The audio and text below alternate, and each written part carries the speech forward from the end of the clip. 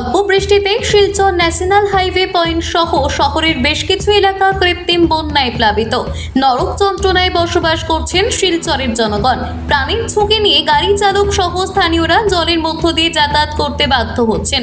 শনিবার রাতে অল্প বৃষ্টিতে রবিবার সকালে শিলচর শহরের ব্যস্ততম road national highway point, college road, Vivekananda road সহ বেশ কিছু এলাকা কৃত্রিম বন্যায় প্লাবিত। নালার জল যাওয়ার রাস্তা না থাকার কারণে বৃষ্টির জল সব রাস্তায় উঠে যায়।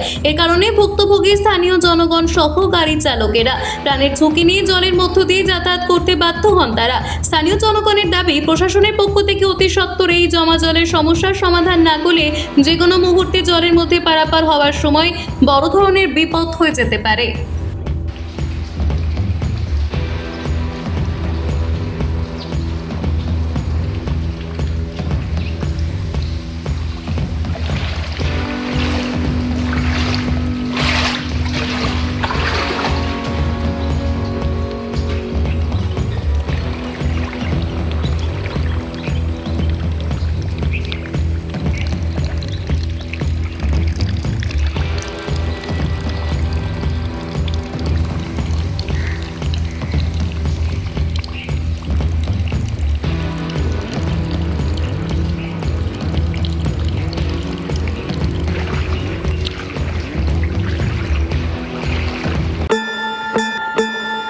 শিলচর শহরের পার্শ্ববর্তী অঞ্চল কাঞ্চনপুর এলাকায় অসামাজিক কার্যকলাপ এবং জমি মাফিয়াদের তাণ্ডবের বিরুদ্ধে প্রতিবাদ স্থানীয় গ্রামবাসীদের। রবিবার শিলচর শহরের পার্শ্ববর্তী অঞ্চল কাঞ্চনপুরের স্থানীয় গ্রামবাসীরা অসামাজিক কার্যকলাপ এবং জমি মাফিয়াদের তাণ্ডবের বিরুদ্ধে প্রতিবাদ সাব্যস্ত করেন। প্রতিবাদ কার্যসূচিতে প্রায় কয়েকশো মহিলা এবং পুরুষ অংশগ্রহণ করেন।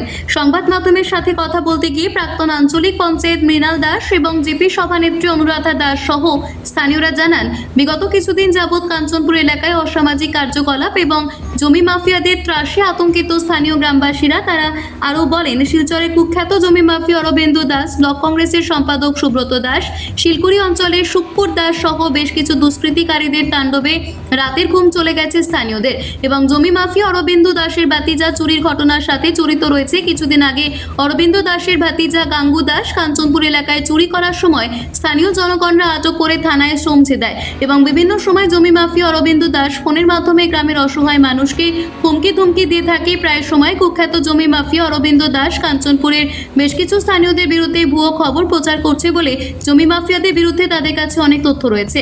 সংবাদ মাধ্যমের মধ্য দিয়ে স্থানীয় গ্রামবাসী জেলা প্রশাসন এবং আসামের মুখ্যমন্ত্রী সহ মন্ত্রী কৌশিক রায়ের কাছে দাবি রাখেন, অতি সত্বর অসামাজিক কার্যকলাপের লগে জড়িত দুষ্কৃতিকারীরা সহ কুখ্যাত জমি মাফিয়া এবং অরবিন্দ দাসের বিরুদ্ধে কঠোর ব্যবস্থা গ্রহণের জন্য। এদিন উপস্থিত ছিলেন গ্রামের বিজন তাঁতি, কাজল দাস, সুবুত রিকিয়াসন, জয়বান প্রজা, গৌরাঙ্গ দাস, শিখা দেব, অর্চনা দাস, প্রণয় দাস, ফুলো বাউরি, পম্পি বাউরি, জ্যোতিষ দাস, চন্দন সিংহ ছেত্রী, পিঙ্কি পম্পি, বিশু দাস প্রমুখ। কোনো জায়গায় তো গরু চুরি হচ্ছে বা ছাগল চুরি হচ্ছে, কারো ফিশারির থেকে মাছ চুরি করা হচ্ছে। এইসব নানা অসামাজিক কাজ বিগত 6 মাস থেকে আমাদের গ্রামে শোনা যাচ্ছে। আর আমরা সেই দিকে আমরা একদম আজকের দিনে আমরা গ্রামবাসী অতিষ্ঠ, কারণ যে যে নাম আসছে সামনে। আর তার সাথে সাথে ইদানিং কিছুদিন থেকে দেখা যাচ্ছে যে যারা নিরীহ গরিব পরিবার আছে তাদের জমি হড়প করার একটা কুচক্রান্ত চলছে। ধরে নিন যে তার ভাতিজির যদি সম্পদ থাকে, কাকার নামে কোনো একটা ভুয়ো রসিদ বানিয়ে বা ভুয়ো কোনো কাগজ বানিয়ে শিলচর থেকে শুরু করে বিভিন্ন শহরের, শিলচর শহরের মানুষ সহ আমাদের গ্রামের 2-3 জন মানুষ আছে, পার্টিকুলার 2-3 জন মানুষ, ওদের সাথে পূর্ণ সহযোগিতা করে একটা প্রি প্ল্যান করে মানুষের গরিব অসহায় পরিবারের জায়গা হড়প করা একটা চক্রান্ত চলছে। আর ওরা যেখানে গিয়ে এইগুলা করছে, করার পর গ্রামবাসীর তরফ থেকে যদি প্রতিবাদ করা হয়, তারপরে মিথ্যা মামলা, মিথ্যা অপবাদ দিয়ে এগুলোকে দমন করার চেষ্টা চলছে। আমরা আজকের দিনে অত্যন্ত দুঃখিত আর উদ্বেগজনক যে আমাদের গ্রামে সেটা বন্ধ হওয়ার জন্য আমরা আজকের দিনে প্রশাসনের কাছে খুব শীঘ্রই এই ব্যাপারে আমরা গ্রামবাসীর তরফ থেকে যাব, আগামী কালকে যাব। আর আমরা এটাই দাবি জানাবো যে এই যে ভূ মাফিয়া, বিশেষ করে আমি আজকের দিনে বলতে চাই যে অরবিন্দ দাস, আপনারা কুখ্যাত জমি মাফিয়া, আর তার সঙ্গী সুখপুর দাস শিলকুড়ির বাসিন্দা, তার সাথে রয়েছে আরো কিছু আমাদের গ্রামে তার আপন বোনের জামাই তীর্থ দাস আর তার আরেক ভাতিজা সুব্রত দাস, সে নাকি ব্লক কংগ্রেসের সম্পাদক। ওরা একটা প্রি প্ল্যান করে মানুষের জায়গা হরপ করার চক্রান্ত। ইদানিং আমরা দেখেছি একটা অসহায় 3 বোনের সম্পদ, আপনারা মিডিয়ার মাধ্যমে অনেক জায়গায় ভাইরাল হয়েছে যে 3 বোনের সম্পদ হরপ করার চক্রান্ত করছে। কাকে দিয়ে চক্রান্ত করছে? তার আপন কাকার নামে একটা ভুয়ো রসিদ বানিয়ে সেগুলো হরপ করার চক্রান্ত চলছে। এই বিষয়ে যদি আমি বলতে চাই যে কিছুদিন আগে এই ব্যাপার নিয়ে আমাদের মাননীয় মন্ডল সভাপতির বাড়িতে একটা সভা হয়েছিল, সেই সভা আমিও ছিলাম। যখন তাদের কাছে দুপক্ষের কাগজ চাওয়া হয়েছিল, তখন দেখা যায় যে তার কাকু যে কাগজগুলো দেখিয়েছে সেটা একদম তো ভুয়ো কাগজ, সেটা মাননীয় মন্ত্রীর এখানেও গেছে। তখন আমরা যখন বুঝতে পারি যে এটা একটা চক্রান্ত চলছে, আমরা বুঝতে পারিনি যে ওর পিছনে একটা বড় মাফিয়া কাজ করছে। কিন্তু আজকের দিনে সেটা প্রমাণ হচ্ছে যে অরবিন্দ দাস, শুক্কুর দাস, তীর্থ দাস আর সুব্রত দাস ওরা মিলে যে করছে। আমার কাছে একটা রেকর্ডিং আছে, আপনারা শুনলে মানে আশ্চর্য হয়ে যাবেন যে অরবিন্দ দাস বলছে যে 1 সেকেন্ডে বাড়ি ঘর জ্বালিয়ে একদম পুরো ছাই করে দিবে, পুলিশ প্রশাসনকে গালি দিচ্ছে, পুলিশ প্রশাসনের নামে একদম কোনো তোয়াক্কা করছে না। আমার কাছে রেকর্ডিং আছে, আমি আপনাদেরকে দিয়ে দেবো। তাই আজকের দিনে আমাদের একটা দাবি যে অরবিন্দ দাসকে অবিলম্বে গ্রেফতার করার জন্য আমরা একটা যদি জনস্বার্থ সব মিলে কোনো মামলা করবো, আমরা খুব শীঘ্রই মামলা করব আর তাদেরকে ধরার জন্য। আমরা দেখেছি বিগত কিছুদিন আগে একটা প্রেস মিট দেওয়া হয়েছে যে কলু সিং নামে এক ব্যক্তি, ওনার নাকি জায়গা দখল হয়ে গেছে, আর ঠিক পরদিন আরেকটা নিউজ বের হয়েছে যে উনাদেরকে মেরে জায়গা থেকে বের করে দেওয়া হয়েছে। কোনটা সঠিক কোনটা আমরা কিছুই বুঝতে পারছি না।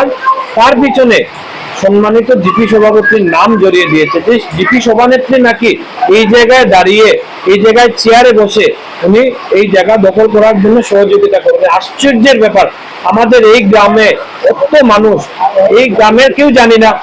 যদি এরকম কিছু ঘটনা হয়ে থাকতো, কোনো ঝগড়াঝাটি হয়ে থাকতো, তাহলে তো গ্রামের মানুষ বলতে পারতো। কিন্তু গ্রামের আমরা কেউ কিছু জানি না। মিথ্যা মামলা, মারধরের মামলা ইত্যাদি ইত্যাদি করে একটা প্ল্যানিং বানিয়ে এই জায়গাগুলো হরপ করার চক্রান্ত লিপ্ত হয়েছে। আমরা দেখতে পেয়েছি কিছুদিন আগেও, তার অনেক প্রমাণ আমাদের মোবাইলে আছে, অনেক রেকর্ডিং। এই অরবিন্দ দাসের যে কুখ্যাত মাফিয়া, তার বিরুদ্ধে অনেক তথ্য আমরা ইতিমধ্যে সংগ্রহ করেছি। আমরা খুব শীঘ্রই এই ব্যাপারে প্রশাসনের কাছে যাব এবং গিয়ে সব কিছু বিস্তারিত ভাবে বলে তার বিরুদ্ধে ব্যবস্থা। যারা উঠিয়েছে তাদেরকেও আমি চিনি না, বা সেই ফিশারিও বা কথা সেটাও আমি জানি না। তা সত্ত্বেও ওরা রাজনৈতিকভাবে আমাকে বদনাম করছে। কিন্তু আমি যারা উঠিয়েছে তাদেরকেও আমি চিনি না, আর ফিশারিও বা কথা সেটাও আমি জানি না। আমি হলাম 8 নম্বরের বাসিন্দা, আর ওরা থাকছে 7 নম্বরে। আমি কি করে চিনবো? পুরো মিথ্যা অভিজ্ঞতা। অরবিন্দ দাস ওনার যে ভাতিজাটা, ও কাঞ্চনপুরে এসে নানান জায়গায় চুরি চামারি করছে। তাই আমরা খুব চিন্তিত কেন যে আমরা এখানে চুরি চামারি কখনো হয় না, গ্রামবাসীরা আমরা সবাই মিলেমিশে থাকি। কিন্তু এই চুরি দেখে আমরা খুব দুঃখ হয়েছে যে আমরা গরু বাছুর এগুলো ঘরে রাখতে পারবো না। দ্বিতীয় কথা হলো এই অরবিন্দ দাস ওনার ভাতিজাকে যদি কোনো কিছু না করতে পারে তাহলে সরকারের কাছে হ্যান্ড ওভার করে দেব, চুর হয় যাই হোক। কিন্তু আমরা তো খুব অসুবিধা হচ্ছে, অরবিন্দ দাস কোনো কারণে কাঞ্চনপুরে ঘন ঘন গাড়ি নিয়ে ওদিকে ছুটাছুটি করে, ওগুলা তো অরবিন্দ দাস যেগুলা করছে ওগুলা খুব বাজে কাজ করছে। ওনার ভাতিজাকে দিয়ে চুরি করাচ্ছে। আর এই যে কাঞ্চনপুরে যত আমার মা বোনরা আছে সবাই এখানে আছে, সবাই গ্রামবাসী সবাই আমরা জড়িত হয়েছি এই ব্যাপারে। খুব চিন্তিত, খুব লজ্জার ব্যাপার। অরবিন্দ দাসকে ইমিডিয়েট অ্যারেস্ট করা হোক।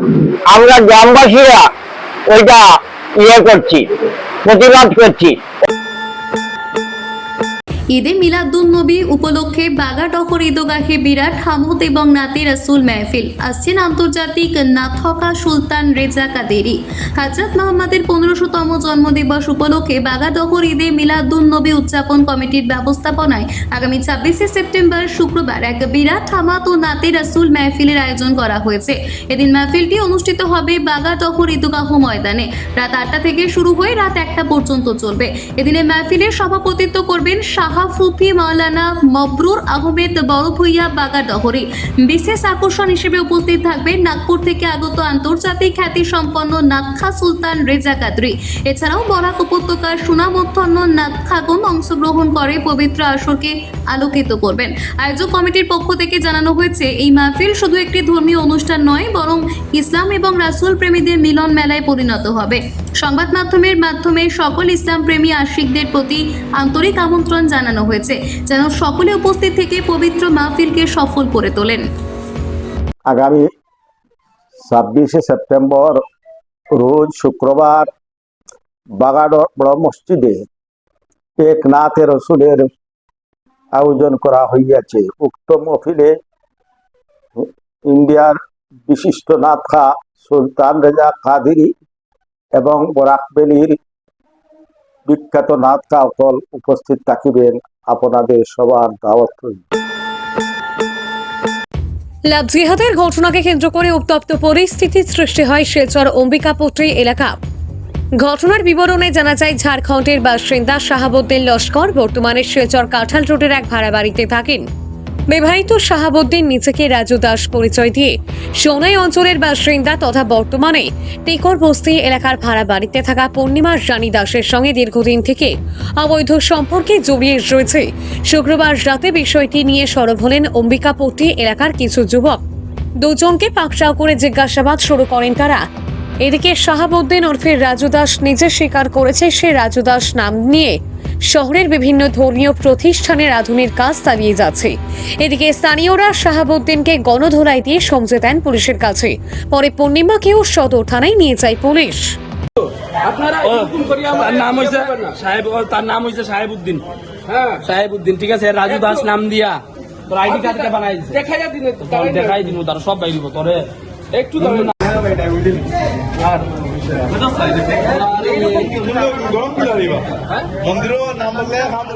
রামকৃষ্ণ মিশনে কাজ করছে। রামকৃষ্ণ মিশনে পবিত্র জায়গায় কেন মুসলিম ঢোকা নিষেধ। মুসলিম হইয়া হিন্দু নামের পরিচয় দিয়া কাজ না কি গ্যারেন্টি না দাদা, এটা হতে পারে না। সুরেশ ভাই তোর লোকের যতটা আমি দীক্ষা লইছি আজকে কেউ যদি আমার সত্য কিছু শুভ এটা আপনার কনকপুর আসলে বাজার, বাজারের সামনে আমরা গুরুমা থাকবো। আর এইগুলো আছে যে মন্দির, ওই যে মন্দিরটা যেটা আছে না, ওই যে রামকৃষ্ণ মন্দির যেটা আছে না, একটু সামনে গিয়া। বিটিএডি নির্বাচনে বাঙালিদের ভোট হাতে করার জন্য আধার কার্ড ও ডি ভোটার ইস্যুতে মুখ্যমন্ত্রী বিভিন্ন মন্তব্য করেছেন বলে অভিযোগ সুস্মিতা দেবের। আসামের মুখ্যমন্ত্রী ডক্টর হিমন্ত বিশ্ব শর্মা সম্প্রতি একটি মন্তব্য করে বলেছেন যে আধার কার্ড হিন্দু বাঙালিদের দিয়ে দেবেন এবং ভোটার সূচি থেকে ডি ভোটার সরিয়ে দেবেন। মুখ্যমন্ত্রীর এই দুটি ইস্যুতে কথা বলতে গিয়ে সাংসদ সুস্মিতা দেব বিভিন্ন প্রশ্ন উত্থাপন করে সংবাদ মাধ্যমকে জানান, বিহারে যখন স্পেশাল ইন্টেন্সিভ রিভিশন অর্থাৎ এসআইআর শুরু হলো, তখন জাতীয় স্তরে ভারতীয় জনতা পার্টি ইলেকশন কমিশন অফ ইন্ডিয়ার পাশে দাঁড়িয়ে আধার কার্ড দিয়ে নাগরিকত্ব হবে না এবং এটা নাগরিকত্বের প্রমাণ নয় বলে স্পষ্টভাবে উল্লেখ করেছিল। কিন্তু মুখ্যমন্ত্রী হিমন্ত বিশ্ব শর্মা আমাদের হিন্দু বাঙালিদের আধার কার্ড দিয়ে সন্তুষ্ট করতে চাইছেন, অথচ তিনি বলেছিলেন যে 1 অক্টোবর থেকে কোনো আধার কার্ড আসামে দেওয়া হবে না। এদিকে ডি ভোটার ইস্যুটি উঠিয়ে নেওয়ার বিষয়টি নিয়ে মুখ্যমন্ত্রী যে মন্তব্য করেছেন সে প্রসঙ্গে সুস্মিতা দেব জানান, ডি ভোটার ইস্যুটি 1997 সালে ইলেকশন কমিশন অফ ইন্ডিয়ার তরফে দেশে লাগু করা হয়েছিল। ভোটার তালিকা থেকে ডি ভোটার সরানোর ক্ষেত্রে মুখ্যমন্ত্রীর কোনো ক্ষমতা নেই বলে জানিয়েছেন সুস্মিতা দেব। আসন্ন শারদীয়া দুর্গোৎসবের পর আসামে যখন এসআইআর শুরু হবে, তখন ইলেকশন কমিশন অফ ইন্ডিয়াকে কাগজ দেখাতে হবে এবং কমিশন কি করবে না করবে সেটা সিদ্ধান্ত নেবে। তাই বলে মুখ্যমন্ত্রী আধার কার্ড দিয়ে দেবেন এবং ডি ভোটার সরিয়ে দেবেন বলে যেভাবে মন্তব্য করছেন সেটা শুধু হিন্দু বাঙালিদের বোকা বানানো ছাড়া আর কিছু নয় বলে মন্তব্য সুস্মিতার। কারণ আধার কার্ড ভারত সরকারের এখতিয়ারে এবং D voter election commission of ইন্ডিয়ার এখতিয়ারে রয়েছে। তিনি আরও জানান, সেন্টার অপারেটিং প্রসিডিওর যখন আসবে তখন স্থানীয় জেলা শাসক মানুষকে 10 দিনের সময় দেবেন কাগজ দেখানোর জন্য। কাগজ দেখাতে না পারলে মানুষকে হয়তো বাংলাদেশ যেতে হবে, না হলে ডিটেনশন ক্যাম্পে ডিপোর্টেশন করা হবে। এনআরসি ছুট যারা রয়েছেন এবং সিএএ অর্থাৎ কা 2014 পূর্বে আসা যাদের সুরক্ষা দিচ্ছে তাদের প্রত্যেককে কাতে আবেদন করতে হবে এবং বাংলাদেশের কাগজ দেখাতে হবে। এই পরিস্থিতিতে হিন্দু বাঙালিদের সুরক্ষা প্রদান নিয়ে মুখ্যমন্ত্রী হিমন্ত বিশ্ব শর্মা যে মন্তব্য করছেন সেটার কোনো আধার নেই বলে সাফ জানিয়েছেন তৃণমূল নেত্রী সুস্মিতা দেব। আসামের মুখ্যমন্ত্রী বলেছেন যে আধার কার্ড হিন্দু বাঙালিদের দিবে। আধার কার্ডের ব্যাপারে জাতীয় স্তরে ভারতীয় জনতা পার্টি যখন বিহারে ইন্টেন্সিভ রিভিশন শুরু হলো, স্পষ্টভাবে ইলেকশন কমিশন অফ ইন্ডিয়ার পাশে দাঁড়িয়েছিল বিজেপি এবং স্পষ্টভাবে এটাও বলে দিয়েছিল যে আধার কার্ড দিয়ে নাগরিকত্ব হবে না, আধার কার্ড নাগরিকত্বর প্রমাণ না। তো আসামের মুখ্যমন্ত্রী যে আসামের হিন্দু বাঙালিদের আধার কার্ড দিয়ে সন্তুষ্ট করতে চাইছেন, আমি ওনাকে প্রশ্ন করতে চাই যে আপনি তো নিজেই বলেছিলেন 1 অক্টোবর থেকে কোনো আধার কার্ড দেওয়া হবে না, আর জাতীয় স্তরে বিজেপি বলে দিয়েছে আধার কার্ড দিয়ে নাগরিকত্ব হবে না। এটা কি ধরনের নিরাপত্তা? 2 নম্বর কথা, ডি ভোটার লাগু করেছিল 1997-এ ইলেকশন কমিশন অফ ইন্ডিয়া যখন তখন ভোটার রোল ইন্টেন্সিভ রিভিশন বা রিভিউ হয়েছিল। ডি ভোটার সরাতে হলে ভোটার লিস্ট থেকে মুখ্যমন্ত্রীর কোনো পাওয়ার নেই, সরাতে হলে এটা ইলেকশন কমিশন অফ ইন্ডিয়া সরাবে।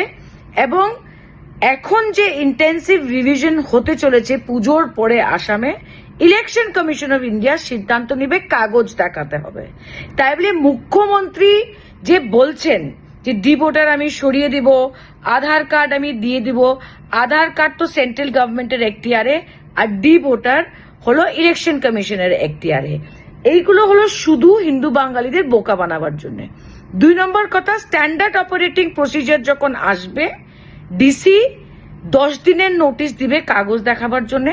কাগজ না দেখাতে পারলে বাংলাদেশে যেতে হবে, আর বাংলাদেশে না গেলে ডিটেনশন ক্যাম্পে যেতে হবে, ডিপোর্টেশন হবে। যাদেরকে 14-র আগের নিরাপত্তা দিচ্ছে কা, আর যারা এনআরসির বাইরে আছেন আপনাদেরকে কার ফর্ম ভরতে হবে, আর কা ফর্ম ভরার সময় বাংলাদেশের কাগজ দেখাতে হবে এবং লিখে দিতে হবে যে বাংলাদেশ থেকে এসছেন। এছাড়া মুখ্যমন্ত্রী বিভিন্ন সময় যা যা কথা বলছেন এইগুলার কোনো আধার নেই, এইগুলা কোনোদিন হবে না। উনি কিভাবে করবেন এটাও মুখ্যমন্ত্রী বলতে পারছেন না। বিটিএডি ইলেকশনে বাঙালিদের ভোটকে হাতে করার জন্য বিভিন্ন ধরনের মন্তব্য উনি করছেন, আর কিছু না। নমস্কার, আসাম প্রাইম নেটওয়ার্ক থেকে আমি ইন্দ্রাণী আপনাদের স্বাগত জানাচ্ছি। কমলপুরে পুলিশের বড়সড় সাফল্য, শ্রীরামপুর নাকা পয়েন্ট থেকে 38 কেজি গাঁজা উদ্ধার। ত্রিপুরায় আবারও মাদক বিরোধী অভিযানে সাফল্য পেল পুলিশ। প্রায় 20 লক্ষ টাকার গাঁজা আটক করে ব্যাপক চাঞ্চল্যের সৃষ্টি হয়েছে। আজ কমলপুর থানার অন্তর্গত শ্রীরামপুর নাকা পয়েন্টে পুলিশের নিয়মিত চেকিং চলাকালীন একটি হুন্ডাই অরা নম্বর TR03Q0316 গাড়িকে থামার সিগন্যাল দেওয়া হলে চালক তা উপেক্ষা করে দ্রুত গতিতে পালানোর চেষ্টা করে। কিছু দূর গিয়ে গাড়িটি ফেলে চালক ও সহযাত্রী দুজনেই অন্ধকারের সুযোগ নিয়ে পালিয়ে যায়। পরে গাড়িটি আটক করে তল্লাশি চালালে পিছনের সিটের নিচে বিশেষভাবে তৈরি গোপন চেম্বার থেকে 38 কেজি শুকনো গাঁজা উদ্ধার হয়। গাড়ি ও মাদকদ্রব্য দুটোই কমলপুর থানায় নিয়ে আসা হয়েছে। এ ঘটনায় সুনির্দিষ্ট ধারায় মামলা রুজু করে তদন্ত শুরু করেছে পুলিশ। ঘটনা সম্পর্কে এসডিপিও সমুদ্র দেববর্মা জানান, উদ্ধার হওয়া গাঁজার আনুমানিক বাজার মূল্য প্রায় 20 লক্ষ টাকা। অভিযুক্তদের শনাক্ত করে দ্রুত গ্রেপ্তারের চেষ্টা চলছে। ত্রিপুরা থেকে গোপাল সিংহের রিপোর্ট, আসাম প্রাইম নেটওয়ার্ক। আজকে আবারও কমলপুর সাব ডিভিশন পুলিশ এবং ধলাই পুলিশের হাতে আরেকটা সাফল্য হয় আমাদের এনডিপিএসে। আজকে সন্ধ্যা 4টা নাগাদ একটি ইনফরমেশনের বেসিসে আমাদের শ্রীরামপুর নাকা আন্ডার কমলপুর পিএস একটি হুন্ডাই অরা গাড়িকে আমরা ডিটেইন করি, যার নাম্বার TR03Q0316 এবং ওই গাড়ির থেকে আমরা total 38.3 KGs of dry cannabis আমরা সিজ করি ইন 12 প্যাকেটস। সমস্ত যে প্রসেস হয় সেটা under in the presence of executive magistrate এবং ইন্ডিপেন্ডেন্ট উইটনেস হয়। কোথা থেকে আটক করলেন? গাড়িটি আমরা ডিটেইন করলাম শ্রীরামপুর নাকায়, যেটা কমলপুর পিএসের আন্ডারে। নমস্কার, আসাম প্রাইম নেটওয়ার্ক থেকে আমি ইন্দ্রাণী আপনাদের স্বাগত জানাচ্ছি। খোয়াইয়ে অবৈধ মদের বিরুদ্ধে মহিলা পুলিশের অভিযান, এক যুবক গ্রেপ্তার, বিপুল পরিমাণ মদ জব্দ। খোয়াই মহিলা থানার পুলিশ দল জেলা প্রশাসনের সিভিল টিমের সহযোগিতায় রবিবার সমতল পদ্মবিল এলাকায় বিশেষ অভিযান চালায়। এই অভিযানে বিপুল পরিমাণ অবৈধ বিদেশি মদ উদ্ধার হয়। অভিযানে পুলিশ অভিযুক্ত দীপন দাসের কাছ থেকে বিভিন্ন ব্র্যান্ডের মোট 51 বোতল বিদেশি মদ জব্দ করে। পরবর্তীতে তাকে গ্রেপ্তার করা হয়। খোয়াই মহিলা থানার ওসি মীনা দেববর্মা সাংবাদিকদের জানিয়েছেন, ঘটনাটি ত্রিপুরা এক্সাইজ অ্যাক্টের ধারা 69 অনুসারে নথিভুক্ত হয়েছে এবং অভিযুক্তের বিরুদ্ধে ধারা 45 অনুযায়ী প্রসিকিউশন রিপোর্টও জমা দেওয়া হচ্ছে। পুলিশের পক্ষ থেকে জানানো হয়েছে, এলাকায় অবৈধ মদের রমরমা ব্যবসার বিরুদ্ধে অভিযান অব্যাহত থাকবে। ত্রিপুরা থেকে গোপাল সিং এর রিপোর্ট, আসাম প্রাইম নেটওয়ার্ক। আজ দুপুরবেলায় আমাদের কাছে একটা সিক্রেট ইনফরমেশন আসে যে সমতল পদ্মবিলে একজনের বাড়িতে ইলিগেলি ফরেন লিকার মজুদ আছে। তো অ্যাকর্ডিংলি আমাদের খোয়াই পুলিশ স্টেশনের অফিসার্স টিম সহ ওই জায়গাতে যায় এবং যার বাড়ির ইনফরমেশন দেয় ওনার বাড়িতে রেড অ্যান্ড সার্চ করে এবং ডিউরিং রেড অ্যান্ড সার্চ তাদের বাড়ির থেকে হিউজ কোয়ান্টিটির ফরেন লিকার পাওয়া যায়। অ্যাকর্ডিংলি এটা আমরা সিজ করি এবং সিজ করার পর থানাতে নিয়ে আসে। ডিউরিং সিজ যে এই মদগুলি স্টকের রেখেছিল ওনাকেও পাওয়া যায়। অ্যাকর্ডিংলি ওনাকেও আমরা অ্যারেস্ট করে থানাতে নিয়ে আসি। ওই যে যাকে অ্যারেস্ট করেছেন তার নাম কি? তার নাম দীপন দাস, বাবার নাম ননী দাস। বাড়ি কোথায়? সমতল পদ্মবিল। ধন্যবাদ ম্যাম। মেলাঘরে নৌকা বাইচ উৎসবের দুর্ঘটনা, নৌকা ডুবে প্রাণ গেল এক গৃহবধূর। উৎসবের আমেজে মর্মান্তিক পরিণতি। মেলাঘরে রুদ্রসাগর হ্রদে নৌকা বাইচ প্রতিযোগিতা দেখতে এসে প্রাণ হারালেন এক গৃহবধূ। স্থানীয় সূত্রে জানা গেছে, প্রতিযোগিতা চলাকালীন ভিড়ের চাপে একটি নৌকা হঠাৎ উল্টে যায়। এতে যাত্রীরা আতঙ্কিত হয়ে পড়েন। এরই মধ্যে পানিয়ে তলিয়ে যান এক মহিলা দর্শক।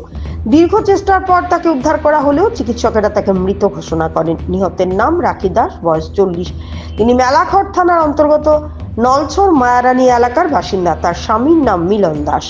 ঘটনার সময় নিরাপত্তা নিশ্চিতে এনডিআরএফ কর্মীরা উপস্থিত থাকলেও দ্রুত উদ্ধার কার্যক্রম সত্ত্বেও ওই মহিলাকে বাঁচানো সম্ভব হয়নি। এ ঘটনায় এলাকায় শোকের ছায়া নেমে এসেছে। পুলিশ জানিয়েছে, ঘটনা বিস্তারিত তদন্ত চলছে এবং প্রতিযোগিতা আয়োজকদের কাছ থেকেও রিপোর্ট তলব করা হয়েছে। ত্রিপুরা থেকে গোপাল সিং এর রিপোর্ট, আসাম প্রাইম নেটওয়ার্ক। আমাদের কাছে একটা পেশেন্ট রাখি দাস নামে আসেন। ওনার স্বামীর নাম মিলন দাস বা ভিলেজ হচ্ছে কাঠালিয়া মোড়া, উইথ সাসপেক্টেড ড্রাউনিং। ঠিক আছে, জলে ডুবে মারা যায়। আমাদের যখন হসপিটালে এনেছেন তিনি অলরেডি ব্রড ডেড ছিলেন। ঠিক আছে, কোনো পালস, কোনো ব্রিদিং এফোর্ট ছিল না। ইসিজি করিয়েছি। ইসিজির মধ্যেও দেখার পরে আমরা ওনাকে 4:25 নাগাদে আমরা মৃত ঘোষিত করি। স্যার, এর সঙ্গে কি অন্য কেউ হয়েছিল আহতটা? না, ওর সাথে কোনো লোক আসেনি। ওনাকে ফায়ার ব্রিগেড নিয়ে এসেছিল হসপিটাল। ফায়ার ব্রিগেড স্যার, এখন আমরা ইয়ে থেকে রাত গাড়তে বলাইছে জলে নৌকা ডুবতে আছে। আমরা যথারীতি গেলাম, যার পরে আমরা একটা মহিলা আমরা আইছি। আচ্ছা, মহিলাটার নাম রাখি দাস। আচ্ছা, হ্যাঁ, জীবিত নামই তো এখন জীবিত না কোথায় না, আমরা করে দিছি, ডাক্তার দেখবো। মানে এটা কি নৌকা ডুবে মারা গেছে? নৌকা ডুবে মারা গেছে। আপনারা গেছিলেন ওইখানে, গিয়ে আনছেন? আচ্ছা, আর টোটাল একজন আনছে? আমরা একজন আনছি, এখন আর একজন আনছি। মানে কি শুনছিলেন, নৌকাতে কয়জন আসলো বা এমন কিছু শুনছিলেন? 4-5 জন আসলো। 4-5 জন আসলো। ভূমি ধসে ঘরের দেওয়াল ভেঙে গুরুতর আহত মা ও ছেলে।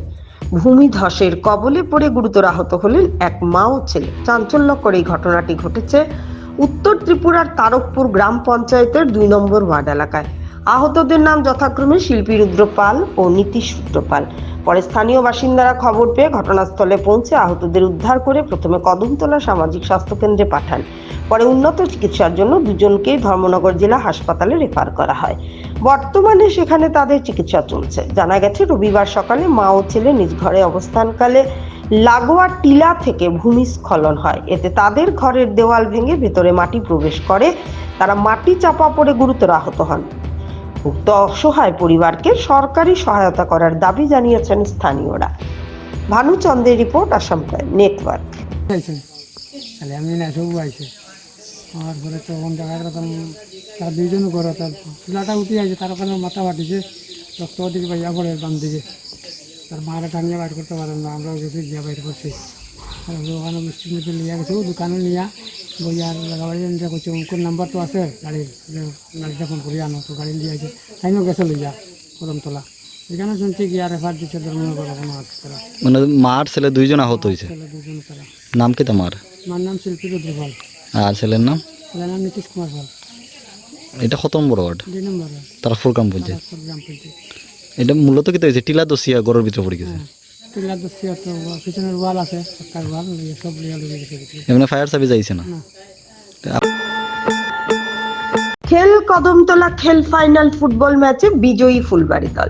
আজ কদমতলা স্কুল মাঠে অনুষ্ঠিত খেল কদমতলা খেল ফাইনাল ফুটবল ম্যাচ। শক্তিশালী রানীবাড়ি ও ফুলবাড়ি ফুটবল দলের মধ্যে জমজমাট এই খেলাটি দেখতে মাঠে উপচে পড়া দর্শকের ভিড় লক্ষ্য করা যায়। খেলার প্রথমার্ধে রানীবাড়ি ফুটবল টিম দুর্দান্ত খেলে 2টি গোল করতে সক্ষম হয়, তবে ফুলবাড়ি দল প্রথমার্ধে কোনো গোল করতে পারেনি। দ্বিতীয়ার্ধে ফুলবাড়িও দারুণভাবে ঘুরে দাঁড়িয়ে 2টি গোল শোধ করে ম্যাচটিকে ড্রতে পরিণত করে। পরবর্তীতে রেফারির নির্দেশে অনুষ্ঠিত ট্রাইবেকারে ফুলবাড়ি ফুটবল টিম জয়লাভ করে। ম্যাচ শেষে উচ্ছ্বাসে ভাসে ফুলবাড়ির সমর্থকরা। আয়োজকদের পক্ষ থেকে জানানো হয়, এই খেলার মূল উদ্দেশ্য হলো যুব সমাজকে নেশা মুক্ত করে মাঠমুখী করা এবং খেলাধুলার মাধ্যমে সুস্থ সমাজ গড়ে তোলা। ভানুচন্দ্রের রিপোর্ট, আসাম প্রাইম নেটওয়ার্ক। গ্রাউন্ডে যারা উপস্থিত হয়েছেন প্রত্যেক দর্শকদের কাছে আমি একটা সঙ্গে অনুরোধ রাখবো, কদমতলা আরডি ব্লক এবং কদমতলা পঞ্চায়েত সমিতিকে আমরা প্রথমত করতালির মাধ্যমে তাদের এই টুর্নামেন্ট সুষ্ঠুভাবে পরিচালনা করার জন্য আমরা অসংখ্য অসংখ্য অভিনন্দন এবং স্বাগত জানাতে চাই। আমি সব দর্শকদের বলছি, আপনারা কদমতলা আরডি ব্লক এবং পঞ্চায়েত সমিতিকে করতালির মাধ্যমে স্বাগত অভিনন্দন জানিয়ে পুনরায় কদমতলা মাঠে এমন ধরনের টুর্নামেন্ট পরিচালনা করার উৎসাহ যোগানোর জন্য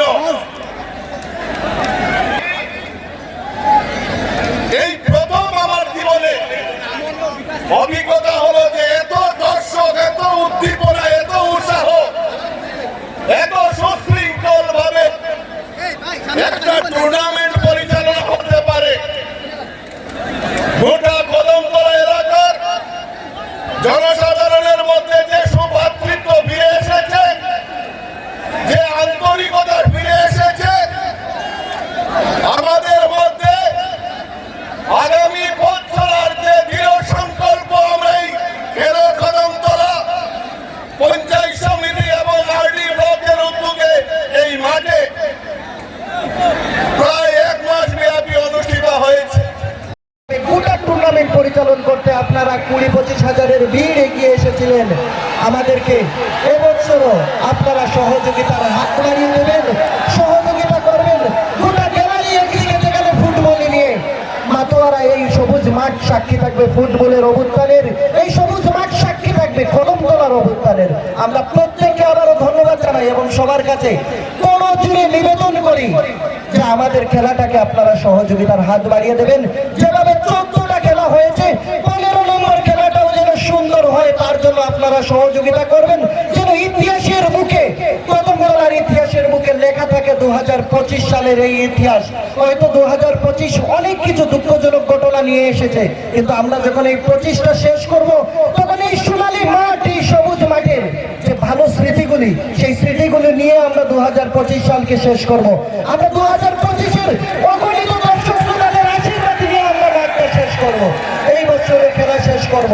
আমরা সবাইকে আবারও ধন্যবাদ।